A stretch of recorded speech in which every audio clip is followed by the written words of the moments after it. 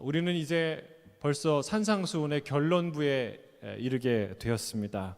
주님은 산상수훈을 마무리하면서 이 땅의 빛과 소금과 빛으로 부르신 천국 시민이 어떻게 살아가야 하는지 도전하고 계십니다.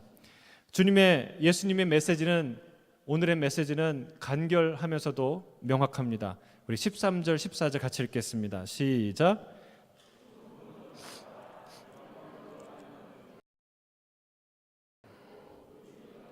그리로 들어가는 자가 많고 생명으로 인도하는 문은 좁고 길이 협착하여 찾는 자가 적음이라.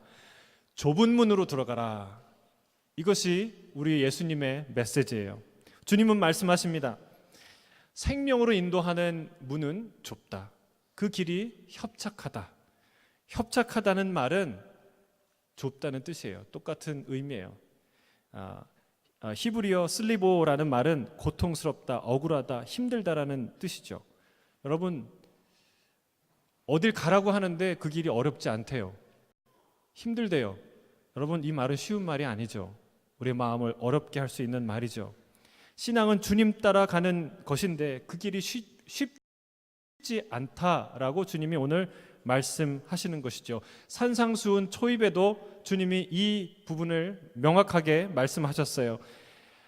마지막 팔복은 무엇입니까? 예? 의로 인해서 고통받는, 핍박받는 자들은 복이 있도다 말씀하고 계세요. 그 뒤에 또 이렇게 얘기합니다. 나로 말미암아 너희를 욕하고 박해하고 거짓으로 너희를 거슬러 모든 악한 말을 할 때에는 기뻐하라. 이 말은 무슨 말이에요? 예수님 따라가는 길에는 욕과 박해와 비방과 악한 말들이 따라올 것이다 라는 말입니다. 또한 주님이 본격적인 제자도에서 말씀하는 마태복음 10장, 우리가 곧 볼 텐데 그 10장에 이런 말씀을 하세요. 10장 38절 우리 함께 읽겠습니다. 시작. 또 자기 십자가를 지고 나를 따르지 않는 자도 내게 합당하지 아니하리라. 뭘 져야 한다고요? 십자가. 예수님을 따를 때는 반드시 누구나 져야 할 십자가가 있다고 말씀하는 거예요. 그걸 지지 않고서는 갈 수 없는 길이고, 그걸 지지 않으면 결국 우리는 다른 길을 가고 있다는 뜻입니다. 주님이 이런 얘기 하셨죠. 수고하고 무거운 짐진 자들아 다 내게로 오라. 내가 너희를 쉬게 하리라. 거기까지만 얘기하면 너무나 좋겠는데, 그런데 나와 함께 하는 자는 십자가를 져야 된다고 주님이 말씀하는 거예요. 좁은 문, 고난받는 길, 그 길을 따라와야 한다고 말씀합니다. 여러분, 그런 길인데도 여러분 그 길을 가시겠습니까? 그 길 따라오시겠습니까? 거의 99%는 안 따라올 표정입니다. 여러분, 이게 성경은 문맥에서 이해해야 돼요. 어떤 말을 따로 떨어뜨려 놓고 그것만 계속 묵상하고 암송하면 엉뚱한 길을 갈 수 있어요. 그래서 저희가 암송할 때 성경 한 장을 통째로 외우는 거예요. 한두 절 외우지 않고 16절, 20절 같이 외우는 거예요. 문맥상에서 이것을 이해하는 게 너무나도 중요합니다. 마태복음 5장 1절부터 계속되는 산상수훈의 이야기를 쭉 듣고 나서 이 질문을 할 때는 다른 거예요. 너희가 그 길을 가려냐? 그 고난의 길을 가려냐? 이 말 앞에 무슨 말들이 있습니까? 팔복, 그 행복 선언을 주님이 말씀하세요. 세상의 빛과 소금으로 부르신 그 위대한 선포를 우리 들었어요. 주께서 율법의 완성이 되심을 우리가 알게 되었어요. 우리를 아버지의 온전하심으로 주님이 우리를 초대하세요. 은밀한 중에 우리를 다 보시고 들으시고 갚으시는 그 하나님에 대해서 알게 되었어요. 하늘에 쌓는 보물을 보게 되었어요. 그리고 공중에 나는 새, 들에 핀 꽃보다 더 소중히 우리를 여기시고 날마다 입히시고 먹이시는 그 하나님에 대해서 알게 됐어요. 그 아버지 마음을 알게 됐어요. 그리고 내 인생 곳곳에 보물을 숨겨놓으신 그 선하신 하나님을 알게 되었어요. 여러분, 그리고 나서 이렇게 묻습니다. 너 그 길을 나와 함께 갈래? 그러면 어떤 마음이 들까요? 그 길은 절대 안 가야지 이런 마음이 들까요? 아니죠. 그래, 꼭 가야지. 무슨 일이 있어도 가야지. 이 기회는 누구한테도 뺏기지 말아야지. 여러분, 이런 마음이 드는 거예요. 성경을 그래서 통째로 외워야 돼요. 통째로는 아니지만 성경을 통째로 외우는 사람이 있긴 있다고 들었는데, 여러분 이렇게 이 본문을 전체 외우는 게 그렇게 중요해요. 옛날에 그 하버드대 공부벌레들이라는 그 드라마가 있었어요. 여러분 기억나세요? 거기 보면은 열심히 공부하는 그 대학생들이 나와요. 정말 코피 터지게. 근데 여러분, 그런 영화를 보면, 그런 드라마를 딱 보면은, 야, 내가 저기 하버드대는 진짜 가지 말아야지 이런 생각 듭니까? 내 친구 중에, 내 아는 형 중에 서울대 나온 형이 와서, 야, 서울대 가니까 이렇게 힘들더라, 이렇게 막 공부를 해야 되더라, 막 이런 얘기를 하면 그 얘기 듣고 서울대는 절대 가지 말아야지 이런 생각 듭니까? 아니에요. 그런 얘기 들으면 꼭 가야지. 야, 정말 멋있다, 부럽다, 저렇게 나도 열심히 한번 뭔가 해봐야지, 공부 열심히 해서 한번 가봐야지, 이런 생각 들지 않습니까? 여러분, 오늘 본문이 바로 그런 본문이에요. 야, 이렇게 좋은 길이 있는데 나는 가지 않을래? 근데 그 길은 이런 길이야 라고 주님이 말씀하는 거예요. 여러분, 주님은 지금 하버드대 공부벌레들에 대해서 말하는 게 아니라 천국대학의 믿음벌레들에 대해서 말하고 있는 거예요. 그들은 다 하나같이 좁은 길, 그리고 좁은 문을 걸어갔고 그 길은 결코 쉬운 길이 아니었다고 말씀하는 거예요. 그 길은 참으로 영광스러워서 결국은 생명을 얻는 그 길이었다라고 말씀하시는 거예요. 여러분, 그 길을 가시겠습니까? 이제는 조금 마음이 변하신 것 같은데, 여러분, 그 길은 아름다운 길이에요. 근데 주님이 분명히 얘기하는 거예요. 그 길을 간다는 게 어떤 의미인지. 그 길은 좁은 길인데 왜 좁은가? 세 가지 이유가 있어요. 첫 번째, 그 길은 진리의 길이기 때문에 그렇습니다. 여러분, 개념상 사각이면서 동시에 원인 도형이 있나요? 동시에 그런 도형은 없어요. 여러분, 개념상 진리이면서도 거짓인 그런 진리가 있나요? 그런 진리는 없어요. 진리는 모든 사람을 수용하고 모든 것을 수용하지만 모든 것들이 다 진리가 될 수 없어요. 진리는 유일한 문이에요. 하나밖에 없는 문. 그래서 문이 좁은 것이죠. 주님이 주여 주여 하는 자마다 다 갈 수 있는 곳, 그곳이 천국이 아니다라고 말씀하는 것은 그것이 진리의 길이기 때문이라는 사실입니다. 여러분, 그렇기 때문에 종교다원주의는 배격돼야 됩니다. 모든 종교는 다 똑같아. 어리석은 말이에요. 제가 그 용산에 살았는데 그 용산에 그 통일교 본부가 있어요. 거기 가면 통일교 본부 앞에 뭐가 있냐면 이렇게 그 상이 3개 있는데 부처님, 그리고 공자님, 예수님이 있어요. 상이 3개가 딱 있어요. 근데 가운데 부처 상이 있고 양쪽에 친구 손을 잡은 것처럼 딱 손을 잡고 공자와 예수님 손을 잡고 있는 그 상이 금으로 이렇게 칠해져 있는 상이 그 앞에 딱 있어요. 여러분, 그게 이제 통일교, 그게 여러분 세상의 종교를 상징하는 것이죠. 온갖 좋은 것을 다 가져다 붙여놓으면 멋져 보이긴 하지만 그것은 이것도 저것도 아닌 누더기가 되고 맙니다. 여러분, 예수님의 가르침을 조금만 우리가 들여다봐도, 그분의 가르침을 들여다봐도 하나님만 섬겨야 한다는 그 가르침을 하고 계시는데 어떻게 부처와 손을 잡을 수가 있겠어요? 말이 안 되는 것이죠. 여러분, 그런데도 불구하고 사람들은 이런 이론에 열광합니다. 왜냐하면 온갖 좋은 말들을 다 갖다 붙였기 때문에 그렇죠. 그래서 마치 어린 아이들이 종합 선물 세트 좋아하는 롤리백, 이거 좋아하는 롤리백과 같은 거예요. 여러분, 그거를 가끔 먹으면 괜찮겠지만 밥처럼 먹을 수 있나요? 그럴 수 없어요. 그러면 아이들의 건강을 무너뜨리는 먹거리이죠. 거기에는 사랑하는 엄마가 아들에게 딸에게 주는 당근도 없고 토마토도 없죠. 그러나 진짜 아이들을 살리는 먹거리는 무엇입니까? 엄마가 주는 야채예요. 엄마가 주는 음식이에요. 우리 입맛에 맞추는 진리는 좋아 보이는 것 같지만 더 이상 진리가 아닙니다. 진리는 오직 예수 그리스도이신 줄 믿습니다. 그렇기 때문에 좁아요. 두 번째로 그 길이 좁은 이유는 세상에는 다수, 이 대중의 유혹과 그리고 대중의 횡포가 있기 때문에, 존재하기 때문에 그렇습니다. 여러분, 지나고 보면 촌스러운데 그 시대에는 다 하고 다녔던 거 있지 않습니까? 1988 그 영화, 그 드라마를 보니까 옛날에 디스코 바지 막 입고, 그다음에 청자켓 딱 입고, 다 한때 유행했던, 돌아보면 촌스러웠던. 또 우리 어렸을 때를 회상해 보면 우리 친구들이, 사내 아이들은 딱 다 욕을 했어요. 그게 멋있어 보였어요. 그때는 다 욕을 하는데 나는 그걸 안 한다 그러면 내가 좀 떨어져 보이는 것 같고, 못 어울리는 사람 같고, 그래서 막 그때 한때는 했던 것 같아요. 근데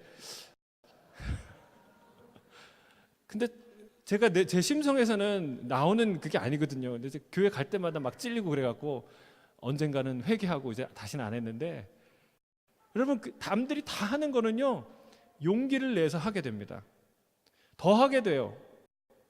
잘하게 돼요. 왜요? 사람들이 좋아하니까.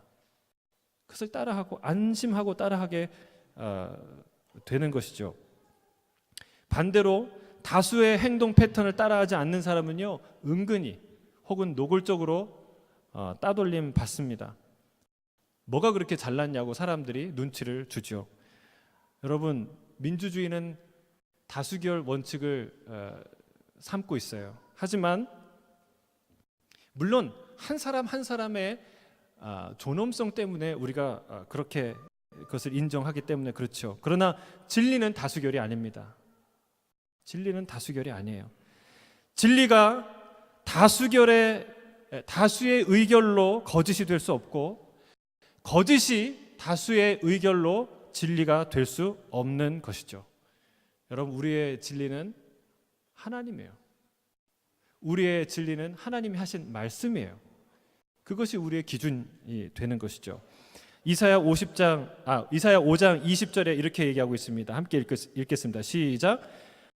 악을 선하다 하며 선을 악하다 하며 흑암으로 광명을 삼으며 광명으로 흑암을 삼으며 쓴 것으로 단 것을 삼으며 단 것으로 쓴 것을 삼는 자들은 화 있을진저. 이런 사람 화 있다는 거예요. 악을 선하다고 하고 선을 악하다고 하고, 밝은 것을 어둡다고 하고 어두운 것을 밝다고 하는 사람들은 이 세상에서 혹여 인정받을 수는 있어도 그 사람은 화 있는 인생이다, 불행한 인생이다 말하는 거예요. 여러분, 지금 많은 언론들이, 많은 사람들이 동성혼 합법화해야 한다고, 인정해야 된다고 많은 사람들이 주장하고 있죠.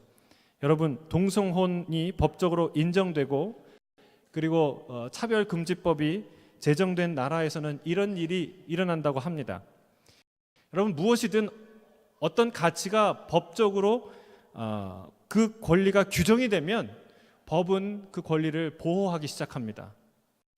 예를 들면 우리가 지금 생각하는 한 남자와 한 여자가 결혼하는 전통적인 가치관을, 이 가정의 가치관을 보호하기 위해서 간통죄라는 것을 법으로 다스리죠. 죄로 다스렸죠. 여러분, 그렇듯이 반대로 어떤 가치가 법으로 규정되면 그것을 보호하기 위해서 법들이 어떤 일들을 하게 되는 거예요. 동성혼이 법적 지위를 갖게 되면 그때부터는 적극적으로 그것을 가르치게 됩니다. 학교에서 그것을 가르치게 되죠. 또한 그 가치를 위협하는 모든 시도들을 규제하기 시작합니다. 이렇게 설교 더 이상 할 수가 없어요. 성경에 있는 것을 말할 수도 없어요. 내가 믿는 소신을 말할 수도 없는 것이죠. 여러분, 동성혼은요, 거기에만 그치지 않습니다.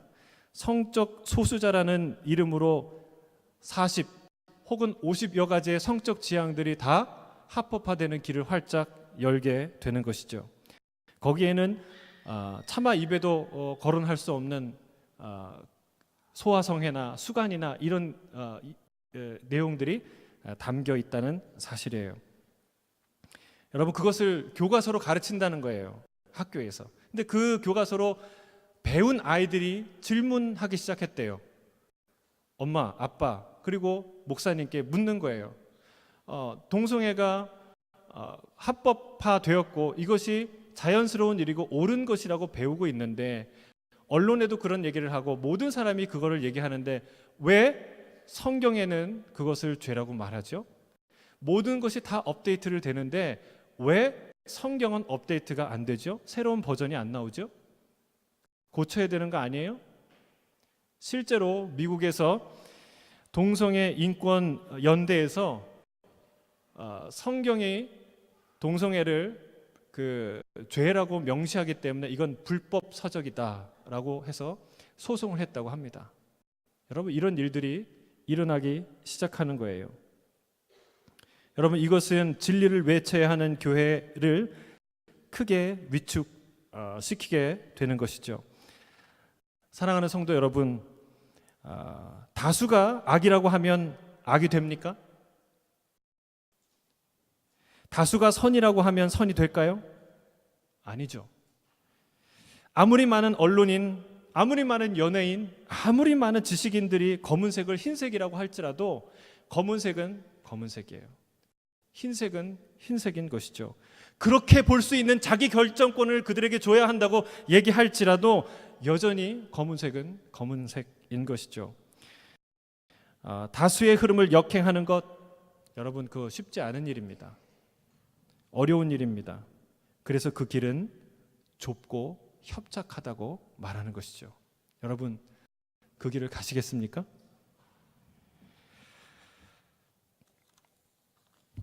세 번째 이유입니다. 왜 진리를 향해 가는 길이 좁은지, 예수님 따라가는 길이 좁은지, 그 길은 빛과 어둠의 전쟁터이기 때문에 그렇습니다.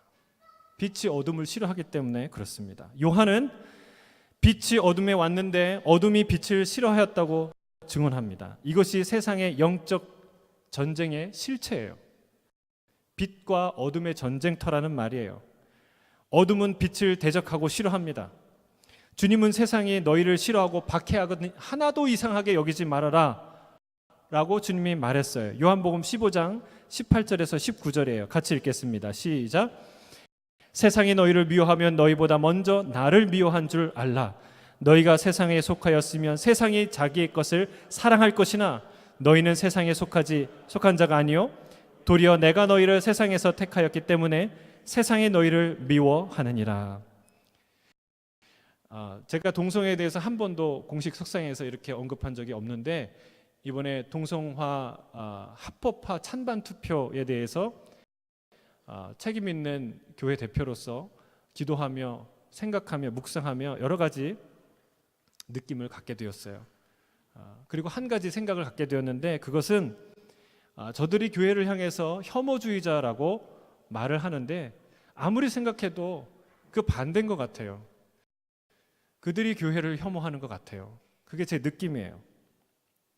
여러분, 그들은 스스로를 소수자라고 합니다. 근데 여러분 그거 아세요? 실상 항상 교회는 소수자들 편이었어요. 항상 교회는 사회적 약자들의 친구였어요. 제가 여기 호주는 뭐 잘 모르겠지만 한국에서 복지제도가 제대로 갖춰지지 않았을 때 수많은 장애인들, 고아와 과부와 그리고 사회적 약자들과 함께 했던 것이 교회예요. 지금도 여전히 그렇게 하고 있어요. 여러분, 주님은요, 동성애자들 뿐만이 아니라 창녀들, 세리들, 그리고 살인자들까지 용서하고 구원하신 분인 걸 우리가 알고 있습니다. 교회는 동성애자들이라고 하여서 그들을 차별하거나 정죄하는 그런 일에 열심을 낸 적이 없었어요. 저 밖에 신천지 아웃이라는 말은 써붙여도 동성애자 아웃 이런 말 써붙이지 않아요. 그렇게 할 수 없어요. 그렇게 해오지도 않았어요. 단지 동성애가 죄냐라고 묻는 질문에 용기 있게 답변했을 뿐이죠. 여러분, 우리는 끝까지 그 용기를 잃지 말아야 될 줄로 믿습니다. 우리는 성경이 말하는 바를 변개할 수 없습니다. 죄를 죄라고 말하는 것과 너는 죄인이다 정죄하는 것은 다른 문제이죠. 인간이 존엄하다고 해서 인간이 하는 행동 모두가 존엄한 것이 아닌 것이죠. 근데 그들은 이 개념을 고의적으로 혼돈해서 사용하는 것 같습니다. 여러분, 우리는 동성애자들을 한 인격을 사랑해야 되는 줄 믿습니다. 여러분, 그들이 어서속히 거기에서 빠져나올 수 있도록, 진리의 빛을 붙들 수 있도록, 회복될 수 있도록 기도하고 후원하는 것이 교회의 할 일이라고 믿습니다. 그러나 다만 그것을 죄라고 말하지 않아서, 그걸 죄가 아니라고 말하는 것은 위로가 안 돼요. 우리가 죄를 죄라고 말하지 않아서 우리 다음 세대 아이들이 무분별하게 세상이 말하는 대로 악을 선하다고, 그리고 선을 악하다고 말하는 자녀들이 되지 않도록 해야 될 줄 믿습니다. 그 책임이 우리 부모에게 있고 우리 교회에 있는 줄로 믿습니다. 여러분, 왜 우리가 가는 길이 좁죠? 왜 주님 따라가는 길이 좁죠? 오늘 세 가지 얘기했습니다. 첫째는 그 길이 유일한 진리의 길이기 때문에 그렇습니다. 두 번째는 대중의 유혹과 그리고 반대들이 있기 때문에 그렇습니다. 세 번째, 그 길은 빛과 어둠의 전쟁의 길이기 때문에 그렇습니다. 여러분, 우리는 세상의 미움을 받을 각오를, 그런 준비를 해야 될 줄로 믿습니다. 왜냐하면 그렇게 하지 않고는 주님 편에 설 수 없기 때문에 그렇습니다. 세상이 예수님을 싫어하고 대적하기 때문에 그렇습니다. 여러분, 생각해 보세요. 여러분의 원수인데 여러분의 신랑이 그 사람하고 친구예요. 그 사람을 너무 좋아해요. 있을 수 있나요? 있어요? 내 신랑의 대적은 나의 대적이 되는 거예요. 내 아내의 대적은 나의 대적이 되는 거예요. 내 신랑의 친구는 내 친구가 되는 거예요.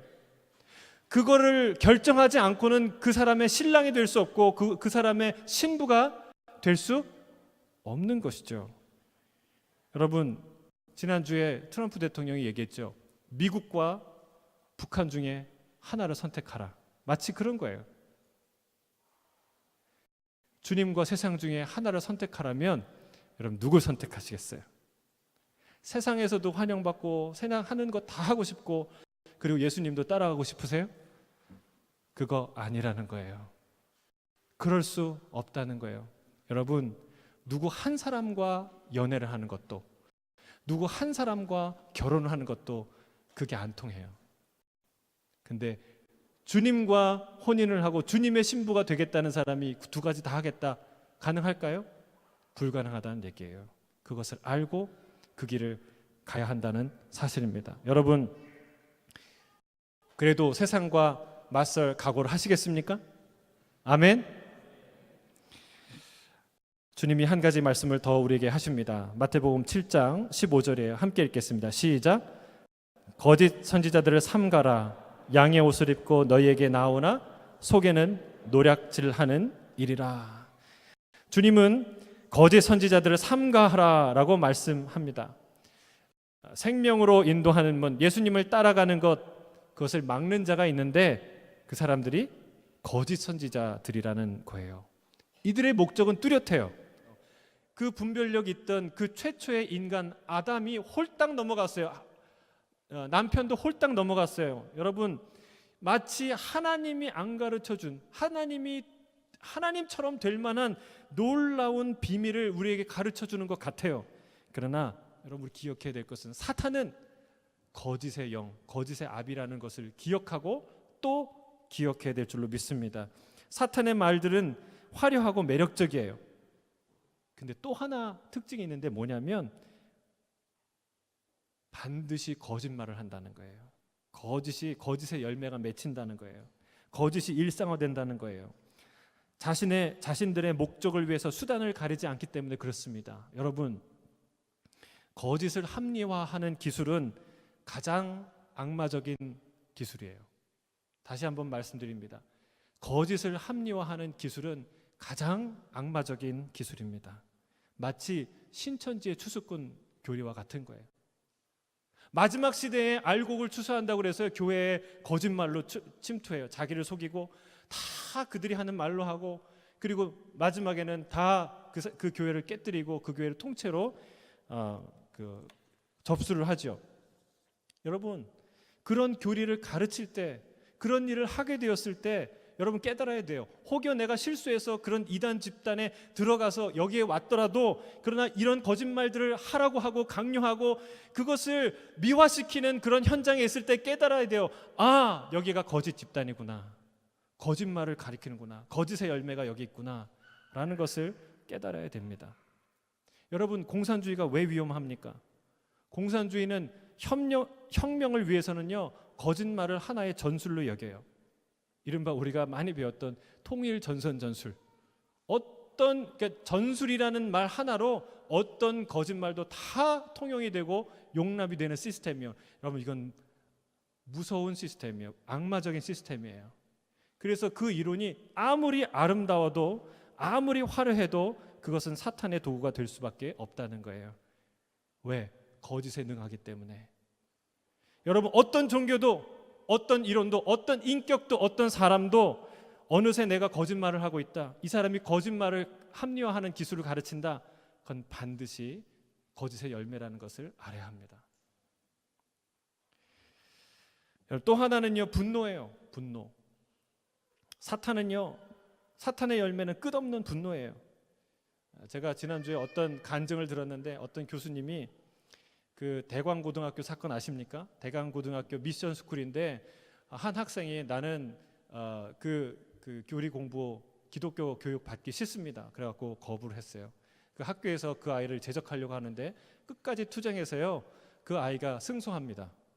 근데 그 뒤에 그 모든 것을 다 이렇게 전략을 짜고, 그리고 이게 도와줬던 그 전략가가 바로 그 회심한 그 교수님이에요. 근데 그가 그걸 다 얘기할 수는 없는데, 그가 예수님을 믿고 한 가지를 고백해요. 그 대목에서 그가 눈물을 흘리는데 뭐라고 얘기하냐면, 내가 예수님을 믿고 달라진 게 있어요. 그게 뭐냐면, 길거리의 가로수에 그 잎사귀들이 아름답다는 거예요. 그러면서 그 사람이 눈물을 흘리더라고요. 그 예전에는요, 무엇을 봐도, 무슨 얘기를 들어도, 어떤 것을 봐도 다 바꿔야 되고, 저건 잘못했고, 저건 다 개혁해야 될 그런 불만이 가득한 그런 인생이었는데, 예수님을 만나고 인생이 하나님의 작품이고 선물이라는 걸 깨닫는 거예요. 그리고 가로수에 있는 나무들이 아름다워 보이는 거예요. 꽃들이 아름다워 보이는 거예요. 여러분, 사탄은요, 어줍지 않은 지성으로 온통 생각과 영혼을 난도질합니다. 분노의 화염에 휩싸이게 합니다. 그러나 생명의 영이신 성령님은 달라요. 그렇지 않아요. 누구보다 명확한 지혜와 분별력을 갖게 하시지만 분노로 가득 차는 게 아니라 감사로 가득 차게 만들어요. 할렐루야. 인생은 저주가 아니라 축복이고 선물이라는 걸 깨닫게 해요. 하나님의 영광과 전능하심, 그리고 그분의 인자와 사랑에 눈뜨게 하시기 때문에 그렇습니다. 여러분 안에 뭔가를 자꾸 배우고 뭔가를 하는데 분노가 가득 차오른다, 그럼 반드시 거기서 멈춰야 돼요.